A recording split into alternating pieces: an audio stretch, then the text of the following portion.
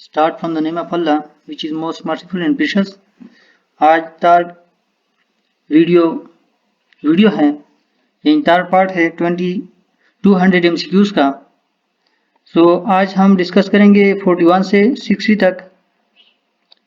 इसमें first MCQs है, who is known for his work reflection on the revolution in France and his critique of the French revolution।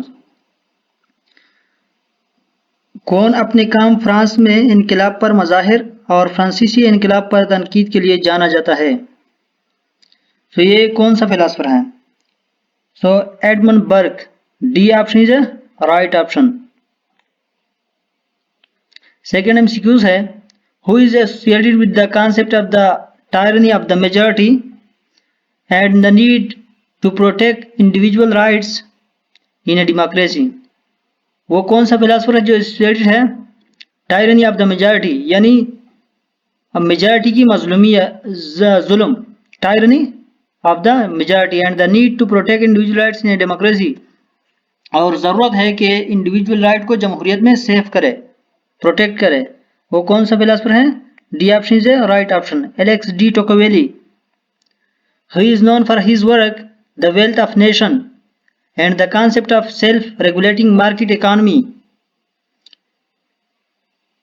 कौन सा philosopher the wealth of nation ने काम किया है, यानी ये काम इसने किया है, ये बुक का नाम है, and the concept of self regulating market economy, और उसने एक कॉन्सेप्ट पेश किया है सेल्फ रेगुलेटिंग इकॉनमी, मईशत को मार्केट में खुद चलाना। ये एडम स्मिथ है। Who is often associated with the concept of natural law and the idea that there are universal moral principles that guide human behavior।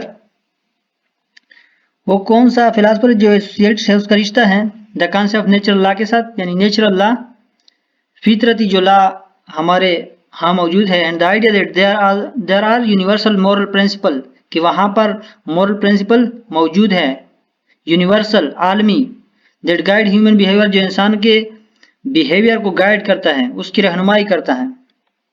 ये टॉमस एक्विनस है। D option is right option. Who is known for his work democracy in America and his observation on American democracy and society. किसने study किया है? और ये book लिखा है democracy in America and observation, democracy को study किया in America and इस अमेरिका की सोसाइटी को स्टडी किया। वो कौन सा फिलासफर है? 45 में Alex de Tocqueville. D option is right option.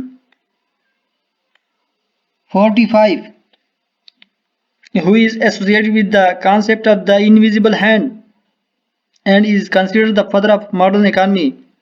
वो कौन सा फिलासफर है जो उसने एक कॉन्सेप्ट पेश किया है गैर मराई हाथ एंड मॉडर्न इकोनॉमिक्स का फादर जाना जाता है? वो कौन सा फिलासफर है? ये एडम स्मिथ है। A option is right option. Adam Smith ने मॉडर्न इकोनॉमी को पेश किया है। Who is known for his concept of the noble savage and the idea that human are inherently good in their natural state.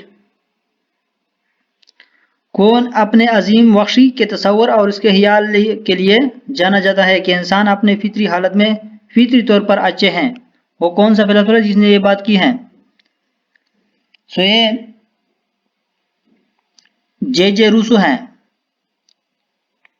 C option is the right option. Who is known for his work the concept of the political and the distinction between the political and apolitical. वो कौन सा philosopher है कि उसने work किया the concept of political पर and distinguish किया, आलीदा किया पॉलिटिकल एंड एपॉलिटिकल, जो पॉलिटिकल ना हो, सियासी ना हो, सियासियत और गैर सियासियत को आलीदा किया। वो कौन सा फिलासफर है? Carl Schmitt. C option is the right option. Who is known for his concept of anarchy and the idea that society can exist without a central authority.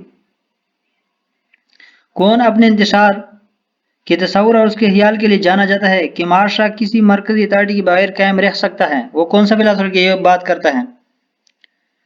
49 में रेयर पियर जोसेफ प्रोडन, ये D option is the right option, Pierre Joseph Proudhon, who is considered one of the founders of existentialism and wrote Being and Time. वजूदियत के बानियों में से एक समझा जाता है और होना और वक्त लिखा है। यह बात किसने की है? Jean Paul Sartre, A option is right option, किसने यह बात कही है? The concept of legal sovereignty was for the first time was given by, legal sovereignty की बात किसने की है? Legal sovereignty first of all किसने प्रेजेंट किया है? सो ये जॉन लॉक ने। B option is the right option. Pluralist theory of sovereignty believes in, pluralist theory believe करता है किस चीज पर? Distribution of sovereign power. So A option is a right option, distribution of sovereign power, sovereign power का, इक्तिदार आला का तकसीम होना, यानी ये लोग किसके पास है सॉवरेनिटी का? लोगों के साथ। प्लुरलिस्ट मीन्स लोग, plural. Rousseau political philosophy furnish basis for, Rousseau किस पॉलिटिकल फिलॉसफी किस बेसिस पर बात करते हैं? वो पॉलिटिकल सॉवरेनिटी की बात करते हैं। लिमिटेड सॉवरेनिटी या पॉपुलर सॉवरेनिटी? वो पॉपुलर सॉवरेनिटी की बात करते हैं। Popular means population, popular sovereignty की बात करते हैं Rousseau. Sovereignty is which one of the following best of state, sovereignty हकमियत आला ये स्टेट का कौन सा फ्यूचर है, यानी कौन सा बुनियाद है, किस तरह का बुनियाद है? फिजिकल बुनियाद है, नेचुरल है, स्पिरिचुअल? स्पिरिचुअल मीन्स कि उसका कोई वजूद नहीं है, रूहानी है। विच one of the following is not a source of legitimacy, कौन सा फ्यूचर लेजिटिमेसी यानी लीगल वे से, लीगल वे के लिए सोर्स नहीं है?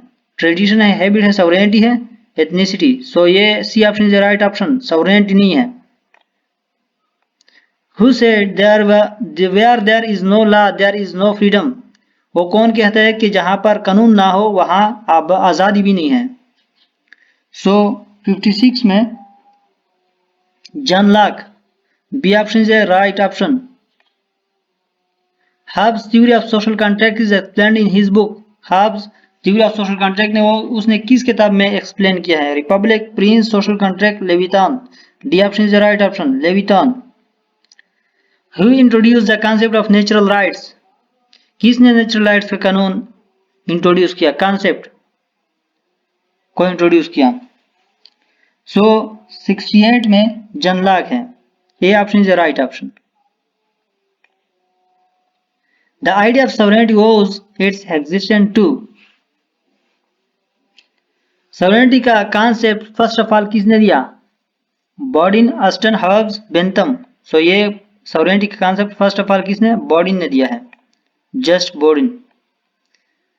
Aston was an English jurist, sociologist, economist, scientist. तो ये जूरिस्ट था। सो ये था आज का लेक्चर, ये 20 मोस्ट इंपॉर्टेंट MCQs हैं। कल मिलेंगे एक और लेक्चर के साथ।